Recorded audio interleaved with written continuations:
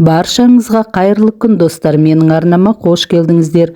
Бүгін біз осындай керемет тағамның түрі окрошка дайындайтын боламыз. Алдыменен менің арнама тіркеліп, лайк басып кетуді ұмытпаңыздар. Сол кезде ең алғашқылардың бірі болып менің әрбір шығарған контентімді тамашалайтын боласыздар. Бұл тағамды дайындау үшін көкөністердің барлығын алдыменен турап дайындап аламыз. Мінекей мұнда описаниясының бәрін жазып қойдым, қажетті заттардың құрамын.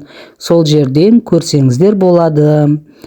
Бұл тағамды дайындау үшін барлығын теркадан өткізіп, ұсақтап турап дайындап аламыз. Мінекей шоңғыл ыдысымызды алып, қазанымызды алып, редисканы салдым, редисканы теркадан өткіздім. Мінекей қиярды салып жатырмын, қиярды да теркадан өткіздім.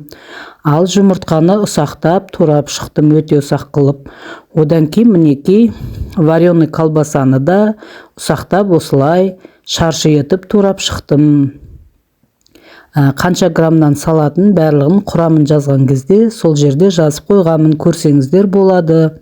Укроп және көк пиязды да барлығын осылай ұсақтап турап шықтық.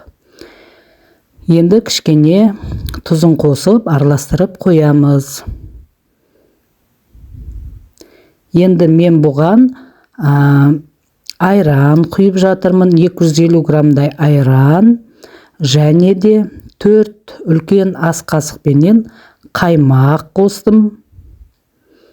Одан кейін сарағаштың газдалған суын қосайын деп жатырмын. Немесе бұның орнына суды қайнатып, қайнаған суды суытып қойып, соны құйса да болады.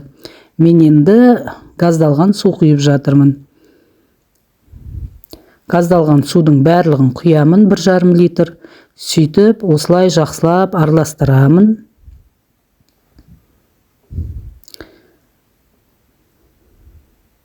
Мінекей барлығын құямыз. Енді бұл жерде бір нәрсе жетіспей тұр. Оны салуды ұмытып кетіппін, турап дайындап қойыппын да ұмытып кетіппін. Енді картошкасын саламын. Мінекей картошкасын салып жатырмын. Картошканы, жұмыртқаны алдын ала қайнатып, пісіріп, қабықтарын тазалап, ұсақтап турап аламыз. Одан кейін осылай барлығын саламыз.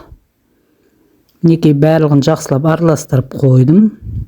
Одан кейін кішірек бір кастрюльге осы дайындаған окрошка тамағымды құйып, осылай салып, холодильникке салып қойдым. 2-3 сағаттан кейін окрошкамызды дәмін көрсек, дәмі кіріп, өте керемет болып қалған. Бірінші дайындаған кезде тұзы сіңбегендіктен дәмсіздеу сияқты болып көрінеді. 2-3 сағаттан кейін холодильниктен алған кезіңізде әбден окрошка өзінің бабына келеді, өте дәмді болады. Көріп тамашалағандарыңызға үлкен рахмет, сау болыңыздар.